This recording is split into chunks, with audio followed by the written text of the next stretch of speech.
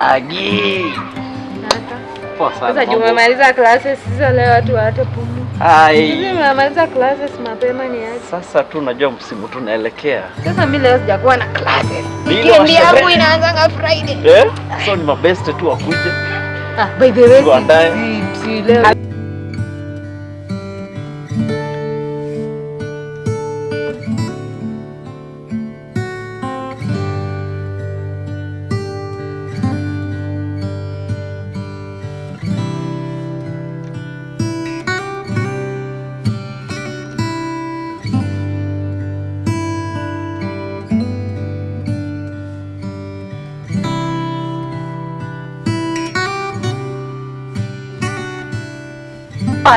Ulikuwa unaongelea nini hapa? Hata nilikuwa napea nani idea ya. Si baya tumekaa sana bila vitu machua. Lakini sana pale kwa mfuko mazee pia mimi niko down. Hata mimi niko down. Tufanye shughuli safi ama kitu tutafanya. Wewe naenda unakuanga dili wa mkora wa madili. Sasa unajua lazima tunakuwa na kitu legit. Sawa sasa unaona hii plan najua itawaka. Haya kitu nataka tufanye. Wewe unajua mzazi wako, unajua mzazi wako, unajua mzazi wako na mimi unajua weakness yake na unajua strength yake, si ndio? Si unajua venye unaweza ngoa kwake ka kitu time ako nayo unajua na time ana. Hiyo ni idea poa. Ni idea poa. So tutafanya. Wewe pigia mzazi wako simu. Hata kama ni madhe, kama ni uncle, kama ni ndugu yako. Unajua bashi lazima ivane. Lazima tunataka batch machua ile imeenda shule. Ema toa kwake ka kitu, toa kwake ka kitu, toa kwake ka kitu. Mimi nami pia nibangaize kwa mzazi wangu.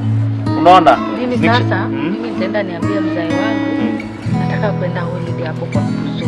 Juikwangi mbali anijenge fair. As long as hatakubali. Hiyo ni kitu iko sawa.